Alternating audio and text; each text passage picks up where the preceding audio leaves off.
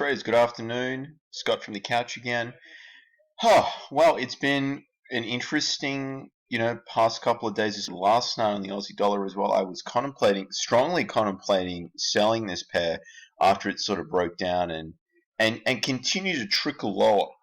My overall thesis this week has been sort of USD buying more so than the Aussie and as well as the Euro as well. I shorted the Euro, which I don't normally trade on Monday, and I did short the Euro on Monday as well, so which wasn't too bad, and I talked about that in a previous video.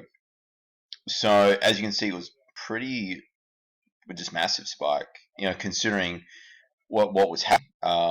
And then it's sort of bounced a little bit more. I just wanted to touch upon the Aussie dollar and use this as an example that you've got to use stops, because if you're using leverage, which is common in Forex, that blows up an account. It's not a massive thing, but I mean, from the average daily range, that was something quite significant. I mean, the high there was nearly 2 cents, 61.84, and the low was 60.52.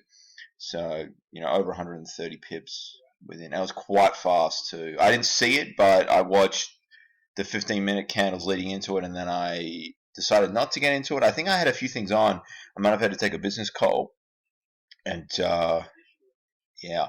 All right, let us have a look at the USDN and see what that's doing now. So it's pretty flat. I did try and short this earlier in the week. I'll get the Euro up as well. So I tried to short that. Actually, that was the 33rd, so that might have been Tuesday. So pardon me. We bring it up on the 4-hour time frame. I shorted that. When was that? That was the 31st. What was the 31st? Let me try and work this out, guys. That was Tuesday. Yeah, it was Tuesday. I hit the calendar. I didn't need to do that. I've worked it out. Tuesday. I thought so. Yeah, okay, so I don't normally trade mine, and there wasn't really, the trade wasn't really there on Monday for me, so it's below, it's below my entry actually, so potentially short again on the Euro. Sorry for the barking dog as well. We are still allowed to leave our house here in Perth for people that are watching me internationally. For exercise reasons and for essential services. But I do want to say I hope everyone's safe and just avoiding, social contact where possible as well. Sit home, work from home, just social distance. Learn to trade as well. Watch more of my YouTube videos. They'll help. The pound, very flat. It was looking along this as well. Really, you're just looking at things. I'll go back to the USD for risk sentiment. It's just you sit and wait and to see what happens. I mean, I'd like to see it. It is making lower lows, sort of. Not really. Actually, it did bounce. It's not really. So I'm sure biased on the USD yen, the euro. I'll zoom out here. I'm sure biased on that as well. Especially that candle there is interesting. If we get a little more length on this wick here, liquidate a few stops that are selling, and then take those and run lower, that would be nice. And I'll go back to the Aussie as well just to finish off here, guys.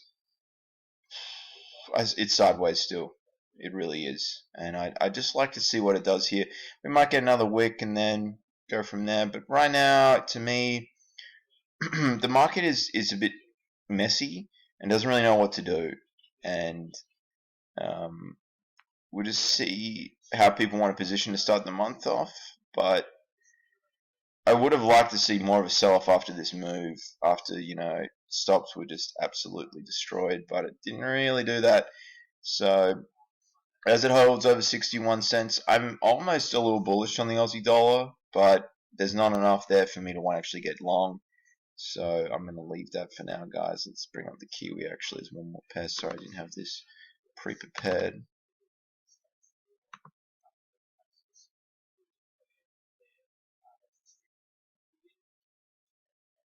What am I doing? What am I doing? There we go. That's what I wanted to do. Alright. I don't like the black and green. My preference is the black on white as well. And for the observant viewers, you'd see I don't really show the account. Shouldn't really matter.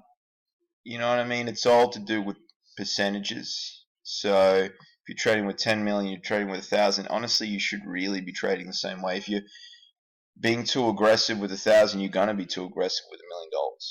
You know, it's just you should treat it all the same. Honestly, the Kiwi sort of looks bullish.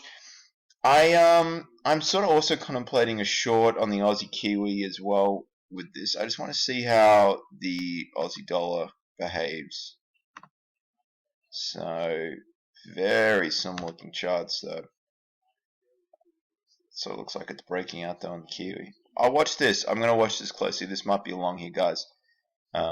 With a stop sort of below the low of that candle there. So stopping around 59.43. Maybe a little bit lower. What's the low of that candle there? 59.27. When I'm doing this, you don't want the stop too close. This comes with feel from seeing the markets play out because, I mean, that's just silly, honestly, because it's such a tiny stop that it's going to be difficult to survive any pullback, which is normal in market conditions. So that's how I'd approach that with the Q. But I want to see how this hourly candle closes, and then I'll update on my Instagram and my Twitter as well. All right, guys, thank you for watching, and bye for now.